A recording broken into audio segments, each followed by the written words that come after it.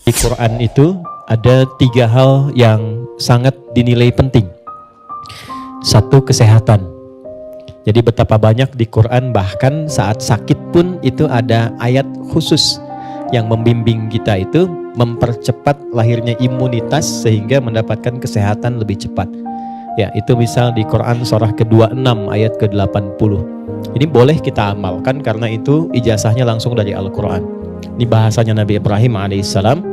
Tapi kalau sakit-sakit agak ringan ya, misal batuk misalnya kan, serak, suara nggak keluar, atau pegal-pegal, atau sakit yang agak belum bisa ke rumah sakit tapi masih bisa kita optimalkan, itu sambil dipegang yang kurang sehatnya, lalu dikatakan begini, wa idza maridtu fahuwa yashfin. Teman-teman boleh catatkan itu di Quran surah 26 Asy-Syu'ara di ayat ke-80. Wa idza maridtu fahuwa yashfin. Maksudnya, kalau aku sakit, pasti Allah sembuhkan. Jadi di situ ditanamkan cara psikologi, kalau sakit itu justru jangan mengeluh, jangan merasa lemah. Justru saat kita itu merasa lemah, ya maka ada sel namanya SK kalau nggak salah, atau NK ya. Itu ada sel yang memperkuat imunitas kita. Dia akan jatuh saat kita merasa lemah. Banyak saat COVID kemarin demikian deh.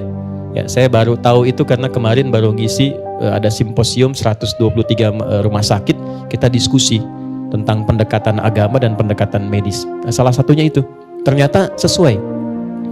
Saya pernah mengisi di Kalimantan, itu maghrib, akan dekat maghrib 10 menit lagi suara hilang.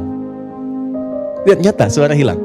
Lalu kemudian sedikit dikasih herbal, kemudian dipegang baca ayat tadi itu. Ya Allah, Engkau yang tugaskan aku, Engkau yang ciptakan, Engkau yang ujikan, pasti Engkau sembuhkan. Kemudian kita tingkatkan keyakinan, alhamdulillah begitu mengisi ada lagi.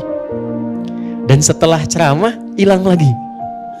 Ya supaya istirahat dulu gitu ya, nggak banyak ditanya gitu. Setelah itu kembali lagi. Itu 1. Nah yang kedua, kalau sudah ada penyakitnya yang divonis bahkan secara medis, ini nggak mungkin. Ini mustahil, ini nggak bisa. Itu pindah nanti ayatnya ke Quran surah 21 ayat 83 sampai 84. Quran surah 21 Al-Anbiya ayat 83 sampai 84. Ya, kita sambil nunggu rapi dulu baru kita mulai. Itu spiritnya tentang kisah Nabi Ayub. Ya, Nabi Ayub kan salah satu nabi yang diuji dengan penyakit, catat ini, yang tidak pernah dirasakan orang sebelum beliau dan tidak akan pernah dialami oleh orang setelah beliau. Ya. Dan pesan moralnya apa? Beliau kan nabi kan? Oke, rasul, orang soleh paling baik di zamannya. Sakit parah. Baik, saya mau tanya, kalau Nabi Ayub itu berbuat maksiat tidak? Tidak kan?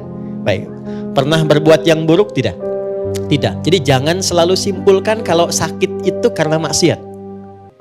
Jangan selalu simpulkan kalau sakit itu karena saya banyak salah misalnya. Tidak. Ada di antara sakit itu yang Allah turunkan untuk menunjukkan sayang Allah kepada hambanya.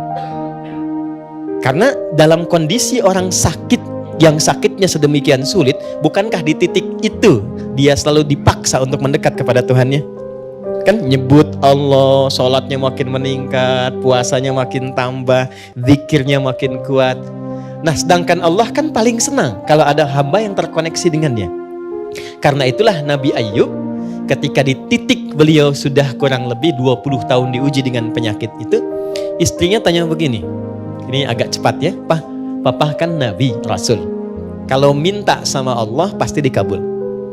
Kenapa nggak angkat tangan minta supaya disembuhkan? Perhatikan bagaimana Ayub alaihissalam bertanya, berapa lama kita diuji dengan sehat dan kaya?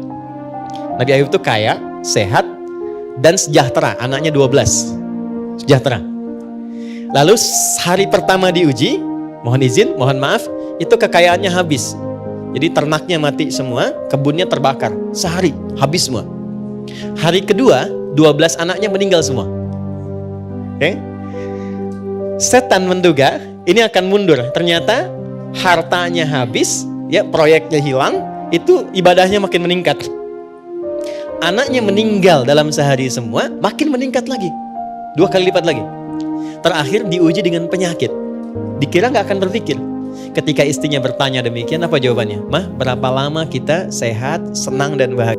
Kata istrinya, kurang lebih 70 tahun. Berapa lama kita diuji dengan sakit dan kondisi begini? Kata istrinya, kurang lebih 20 tahun. Perhatikan kalimatnya. Saya malu kalau minta sehat sekarang kepada Allah, sementara kita sudah diberikan ujian kebaikan kesehatan selama 70 tahun. Ini kan baru 20 tahun. Nanti kalau sakitnya sudah sama dengan ujian sehatnya, dan bahagia sudah sama dengan ujian sedihnya, sama-sama 70 tahun, baru aku minta. Di titik kesadaran itulah ketika sakitnya sudah mulai mengganggu ibadah. Tadinya sholat misalnya bisa berdiri, sekarang sulit. Perhatikan baik-baik. Disitulah kemudian baru Ayub memohon. Diabadikanlah permohonan ini di Quran surah 21 ayat 83 sampai 84. Wa Ayyuba. Dan aku buka kisah Ayub untuk inspirasi, kata Allah. Idnada rabbahu anni massani yadurru wa anta arhamur rahimin. Ketika beliau berdoa, perhatikan doanya baik-baik. Ya Allah, penyakit ini telah menghalangi dan mengganggu aku untuk beribadah kepadamu. Jadi minta sehatnya itu bukan untuk olahraga. Minta sehatnya bukan untuk bekerja. Tapi minta sehatnya itu untuk ibadah. Itu poinnya. Barangkali dari sekian banyak kita diuji, ada bagian organnya mungkin belum pernah dipakai ibadah. Kan? Nah, pesan keduanya, pesan moralnya, kalau minta sesuatu ingin cepat, arahkan kepentingan ibadah. Jangan diarahkan ke dunia, itu cepat dijawabnya. Sedangkan kau yang paling sayang kepadaku ya Allah, kalau yang paling sayang tidak menyembuhkan, kepada siapa lagi aku mesti memohon? Itu baru dibacakan sampai titik itu langsung turun jawaban. Fastajabna lahu fakashafna bihi, ya. Kemudian kami sembuhkan Ayub, lalu kami buka semua kesembuhannya itu, ya. Lalu apa yang terjadi? Setelah disembuhkan, kami kembalikan keluarganya, kami kembalikan hartanya, dan di ujung ditutup dengan kalimat wa dzikra lil abidin. Kalau ada seorang yang mengalami penyakit serupa seperti Ayub dan mengamalkan amalannya, aku akan berikan anugerah serupa seperti Ayub pernah dapat. Jadi tidak semua ujian yang kita terima itu, baik masalah di rumah tangga, di pekerjaan, atau bahkan sakit, bukan bahkan karena kita pernah berbuat salah.